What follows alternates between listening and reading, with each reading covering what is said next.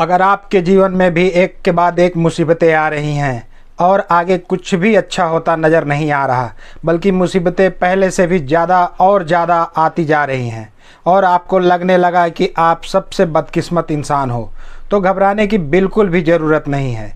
ये कहानी आपके लिए ही है। इस कहानी को सुनने के बाद आपकी मुसीबतें कपूर की तरह हवा हो जाएंगी, ये मेरा दावा है। नमस्कार दोस्तों, मैं राजेश चौहान आपका हार्दिक स्वागत करता हूं हमारे YouTube चैनल राजेश क्लासेस में। आज आपको एक लाइफ चेंजिंग सीख तो मिलेगी ही, साथ ही इस कहानी के माध्यम से आप बेस्ट इंग्लिश नॉलेज पाने वाले हैं, जो इंग्लिश के मामले में भी आपको दूसरों से अलग बनाएगा। क्योंकि मैं अपने हर वीडियो में जो नॉर्मल इंग्लिश वर्ड्स हैं उनके बिल्कुल यूनिक मीनिंग लेकर आता हूं, जो आज से पहले शायद ही किसी ने आपको बताया होगा। तो वीडियो को बिल्कुल भी स्किप मत कीजिएगा। चलिए आज की इस बेहद रोचक कहानी को स्टार्ट करते हैं। आज की इस कहानी का शीर्षक है द शिपरेक्ट मैन। शिपरेक्ट मतलब होता है दुर्घटनाग्रस्त जहाज। ऐसे तो रेक WREC रेक मतलब जहाज के मलबे को रेक कहा जाता है, या रेक्ट तबाह बर्बाद। जब कोई चीज़ कोई जहाज तबाह बर्बाद हो जाता है तो उसे रेक्ट कहा जाता है। यहाँ पे हम W को उच्चारित नहीं कर रहे हैं, क्योंकि एक नियम कहता है कि जब भी WR एक साथ हो वहाँ पे जो W है वो साइलेंस हो जाता है, ठीक। और यहाँ पे D को T पढ़ रहे हैं, क्योंकि जस्ट उसके पहले क ध्वनि निकल रही है ना, उस शब्द की जो लास्ट ध्वनि है क से खत्म हो रही है, इसलिए क के बाद लगे जो डी है उसको टी उच्चारित किया जाता है। ये हमने पहले भी जाना है। तो इस कहानी का टाइटल हुआ तबाह बर्बाद व्यक्ति या दुर्घटनाग्रस्त जहाज का आदमी। वंस अपॉन अ टाइम, एक समय की बात है। जब भी हम ये वाक्य देखेंगे वंस अपॉन अ टाइम, तो इसका मतलब होगा एक समय की बात है। Some passengers were traveling in a ship। कुछ पैसेंजर्स मतलब होता है यात्री, पैसेंजर मतलब यात्री, पैसेंजर्स लगा ना प्लूरल नंबर। कुछ यात्रीगण वर मतलब थे, ट्रैवलिंग यात्रा कर रहे थे, इन अ शिप, शिप मतलब पानी का जहाज होता है।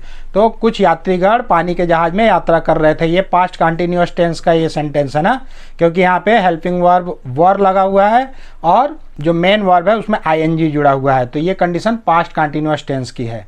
कुछ यात्री एक पानी के जहाज में यात्रा कर रहे थे। सडनली, सडनली मतलब होता है अचानक से। सडन मतलब अचानक, यहाँ पे ली लगा है तो अचानक से। A huge storm brewed up and the ship got wrecked। एक ह्यूज मतलब होता है विशाल, बहुत बड़ा। स्टार मतलब तूफान, आंधी। एक बहुत बड़ा तूफान। ब्रूड अप, ब्रू मतलब होता है, इसको हम ब्रू उच्चारित करेंगे ना, तो ब्रू मतलब होता है शराब बनाना या काढ़ा बनाना या चाय बनाने को ब्रू बोला जाता है। तो उस समय जब ये चाय शराब काढ़ा ये सब बनती है तो कैसा उबाल आता है, उफान आता है। उसी तरह का उफान, जब तूफान आता है ना तो भी उसमें उफान रहता है। इसलिए ये कह रहा है कि एक बहुत बड़ा तूफान उफान के साथ आ गया। एंड और द शिप गॉट रेक्ट, और जो जहाज था वो रेक्ट हो गया। रेक्ट मतलब बर्बाद, तबाह, तो वो तबाह हो गया, बर्बाद हो गया। Of all the passengers only one man survived. Of, अब यहाँ पे ऑफ मतलब तो हम का, के, की ये जानते हैं, तो ये तो होता ही है। लेकिन ऑफ मतलब में भी होता है, से भी होता है, पर भी होता है, वास्ते भी होता है।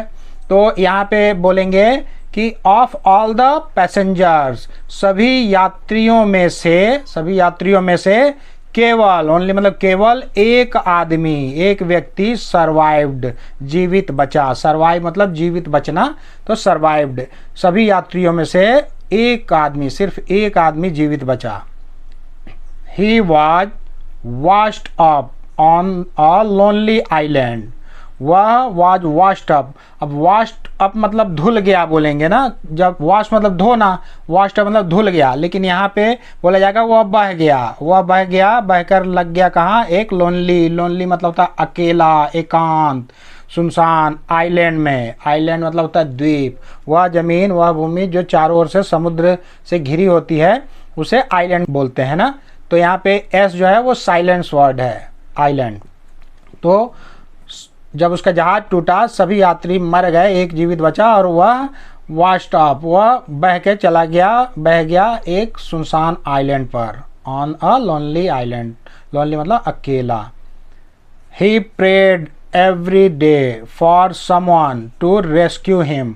वह प्रे मतलब होता है प्रार्थना करना, तो प्रेड प्रार्थना करता था। ये पास्ट इंडेफिनिट टेंस का वाक्य है ना, क्योंकि यहाँ पे वर्ब का सेकंड फॉर्म लगा है और हेल्पिंग वर्ब डिड का प्रयोग नहीं किया गया है।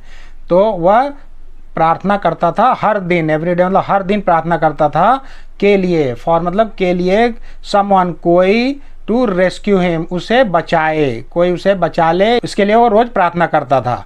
रेस्क्यू मतलब होता है बचाओ, बचाना, छुड़ाना। तो वह रोज भगवान से प्रार्थना करता था कि कोई आए और उसे बचा ले।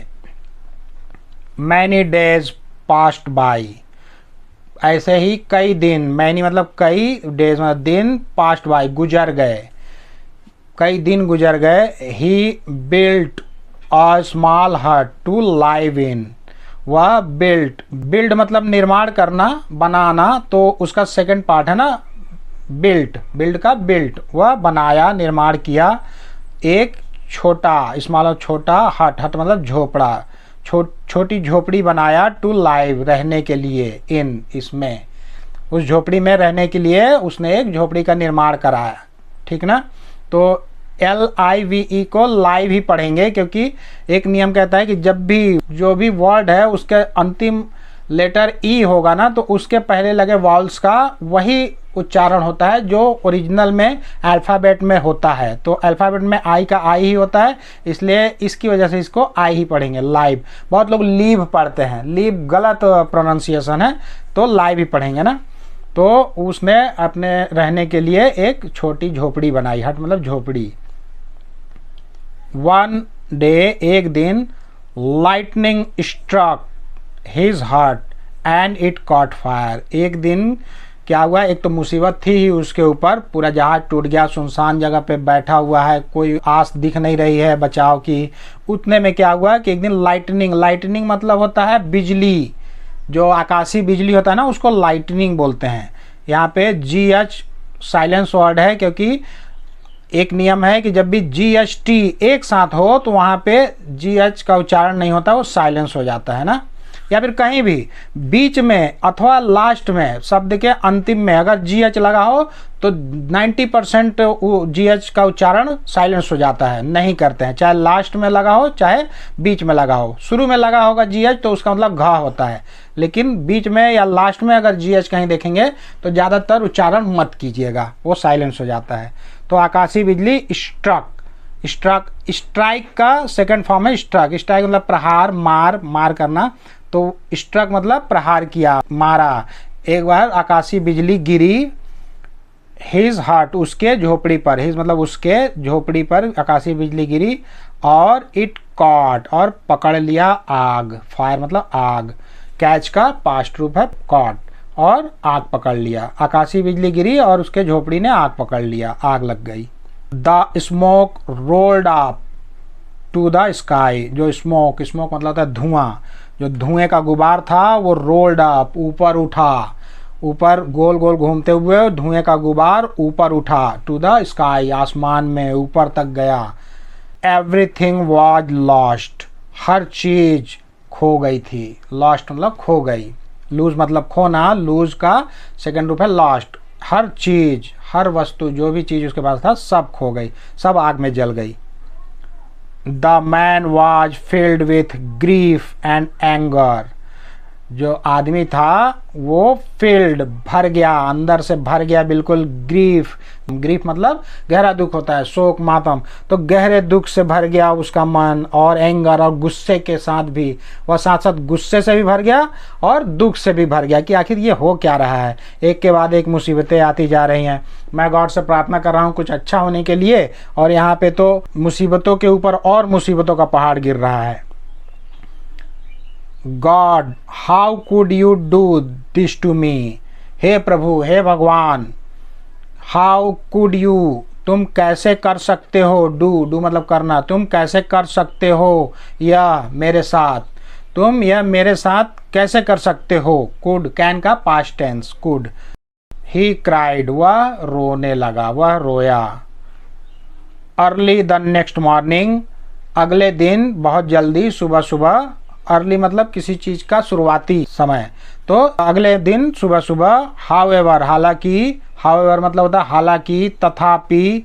He was awakened by the sound of a ship that was approaching the island.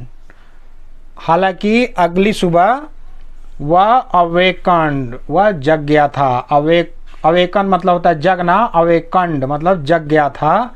By, by मतलब से होता है, द्वारा भी होता है, तक भी होता है, तो यहाँ पे बाई मतलब से। किससे जग गया था? The sound of a ship, एक जहाज की आवाज़ सुनकर वह जग गया। जो कि, दैट मतलब जो कि, वॉज अप्रोचिंग, अप्रोच मतलब होता है समीप आना, बढ़ना, पहुँचना। अप्रोच मतलब दृष्टिकोण भी होता है, लेकिन इस सेंटेंस के हिसाब से यहाँ पे अप्रोच मतलब समीप आना, जो कि समीप आ रहा था। ये पास्ट कंटिन्यूअस टेंस है ना, क्योंकि हेल्पिंग वर्ब वाज लगा है और मेन वर्ब में आईएनजी जुड़ा है। तो जो कि आ रहा था द आइलैंड, आइलैंड की तरफ, जो कि आइलैंड की तरफ आ रहा था, उसके नज़दीक आ रहा था। It had come to rescue him, वह आ चुका था, आया था, टू रेस्क्यू हिम, उसे बचाने। रेस्क्यू मतलब बचाओ, बचाना, तो उसे बचाने आया हुआ था वो। ये पास्ट परफेक्ट टेंस का ये सेंटेंस है, क्योंकि यहाँ पे हेल्पिंग वर्ब हैड लगा है, और पास्ट परफेक्ट टेंस में चाहे सिंगुलर नंबर सब्जेक्ट हो या प्लूरल नंबर सब्जेक्ट, सभी के साथ हेल्पिंग वर्ब को वर्ब हैड लगता है, और मेन वर्ब का, मुख्य क्रिया का तीसरा रूप लगता है। तो कम का तीसरा रूप भी कम ही होता है। कम मतलब आना, केम मतलब आया, कम मतलब आ चुका। तो ये तीसरा रूप कब जानेंगे? क्योंकि बगल वाले हेल्पिंग वर्ब की मदद से कि यह तीसरा रूप है। तो वह आया हुआ था, आ चुका था, उसे बचाने के लिए। How did you know I was here, how कैसे, डिड यू नो तुम जाने, डिड लगा है ना, तो डिड जो है ये helping verb past indefinite tense के नेगेटिव या इंट्रोगेटिव सेंटेंस में डिड का प्रयोग किया जाता है ना, और प्रेजेंट इंडेफिनिट टेंस के नेगेटिव या इंट्रोगेटिव सेंटेंस में डू और डज लगता है। एक वचन के साथ डज और बहुवचन के साथ डू, और पास्ट में दोनों के लिए डिड लगता है ना। तो तुम कैसे जाने, नो मतलब जानना, तुम कैसे जाने, तुम कैसे पता लगाए, आई वॉज हियर मैं यहाँ था, मैं यहाँ पे था, तुम कैसे जाने, वह बोला। Asked the tired man of his rescuer, पूछा, आस्क्ड मतलब पूछा, जो टायर्ड, टायर मतलब होता थका हुआ, थकना, तो थका हुआ व्यक्ति जो था, यही व्यक्ति जो थका हुआ था, वो अपने बचावकर्ताओं से पूछा। रेस्क्यू मतलब बचाओ, रेस्क्यूअर मतलब जो बचाने वाला, तो अपने बचाने वालों से वो पूछता है कि तुम कैसे जाने कि मैं यहाँ पे था। We saw your smoke signal, हमने देखा आपके जो धुएं का संकेत, सिग्नल मतलब संकेत, हमने आपके धुएं का संकेत देखा। दे रिप्लाइड, उन्होंने जवाब दिया, उत्तर दिया, रिप्लाइड मतलब उत्तर दिया। The man realised that everything happens for a reason, आदमी को समझ में आया, रियलाइज मतलब समझना, तो रियलाइज्ड आदमी को समझ में आया, उस व्यक्ति को, दैट मतलब कि हर चीज़, एवरीथिंग मतलब हर चीज़, हैपेंस होता है। हमने होता है क्यों पढ़ा? क्योंकि यहाँ पे वर्ब में यस जुड़ा हुआ है ना। यस या यस किस में जुड़ता है? प्रेजेंट इंडेफिनिट टेंस में, जिसकी पहचान होती है ता है, ते हैं, ती है। तो यहाँ पे इस यस को देख के हम जान गए कि प्रेजेंट इंडेफिनिट टेंस का वाक्य, और क्योंकि इस सेंटेंस में कोई भी हेल्पिंग वर्ब नहीं है, पॉजिटिव सेंटेंस में डू डज नहीं लगता है, ये आप ध्यान रखिएगा। तो उसे समझ में आ गया कि कोई भी चीज़, प्रत्येक चीज़ का एक रीजन होता है, फॉर और रीजन एक कारण होता है। कोई भी चीज़ होता है उसके पीछे कोई कारण छुपा होता है। अगर हम गहरे दुख में हैं, हमारे ऊपर मुसीबतों का पहाड़ टूट गया है, तो इसके पीछे भी एक कारण जरूर है। अगर आप जो है देखेंगे कि ज़रूरत से ज़्यादा मुसीबतें आती जा रही हैं, तो आप खुश हो जाइएगा कि अब इसके बाद बहुत ही अच्छा होने वाला है। इस कहानी की मोरल ऑफ द स्टोरी क्या है? इसकी मोरल, मोरल मतलब नैतिक होता है, तो नैतिक शिक्षा क्या बोलती है? Blessings do come in disguise. Blessing मतलब होता है आशीर्वाद, तो आशीर्वाद डू कम आता है, इन मतलब में डिसगाइज, डिसगाइज मतलब भेष बदलना, भेष बदल कर, मतलब अलग रूप से। जो भी हमको लगता है कि हमारे ऊपर कोई ब्लेसिंग नहीं है, भगवान हमारे ऊपर कृपा नहीं कर रहे हैं, लेकिन वो एक अलग रूप में किसी न किसी बहाने से वो आपको उन मुसीबतों से निकालने के लिए कोई वजह भेजते हैं, कोई कारण भेजते हैं। तो यहाँ पे क्या कारण था कि उसकी जो झोपड़ी जल गई, उस समय उसको बहुत दुख हुआ कि एक जो जमा पूंजी थी वो भी चला गया, लेकिन ये नहीं देख रहा कि उसी के वजह से वो आज इस मुसीबत से निकला। तो जब भी आपको लगे कि जीवन में मुसीबतों का पहाड़ टूट पड़ा है और इससे निकलने का कोई रास्ता नज़र नहीं आएगा, तभी आप समझ जाइएगा कि आपकी मुसीबतें हवा होने वाली हैं और खुशियाँ आने वाली हैं। क्योंकि आपने ध्यान दिया होगा कि रात का सबसे अंधेरा पल कब होता है? भोर में। भोर का जो अंधकार है, कालापन, वो रात का सबसे अंधेरा समय होता है। तो उसी अंधेरे के बाद जस्ट तुरंत सूर्य की रोशनी निकलने वाली होती है। ये चीज़ आप हमेशा गांठ बांध के रखिएगा। तो कभी भी मुसीबतों में चिंता नहीं करने का, और अगर उसके बाद और दुख अगर पड़ा तो आप और खुश हो जाइएगा, ठीक ना? तो इस वीडियो में आज के लिए बस इतना ही। यदि आज का लेसन आपके जीवन में ज़रा सा भी वैल्यू ऐड किया होगा तो कृपया वीडियो को लाइक करें, चैनल को सब्सक्राइब करें और बेल आइकन को प्रेस करके ऑल पर जरूर सेट कर लें, ताकि मैं जब भी इस तरह के कोई वीडियो अपलोड करूं तो उसका नोटिफिकेशन सबसे पहले आपको मिल सके। तो बहुत जल्द मिलते हैं एक और मज़ेदार और ज्ञानवर्धक वीडियो के साथ। तब तक के लिए आप लोग अपना ध्यान रखें, खुश रहें, मस्त रहें, स्वस्थ रहें। नमस्कार।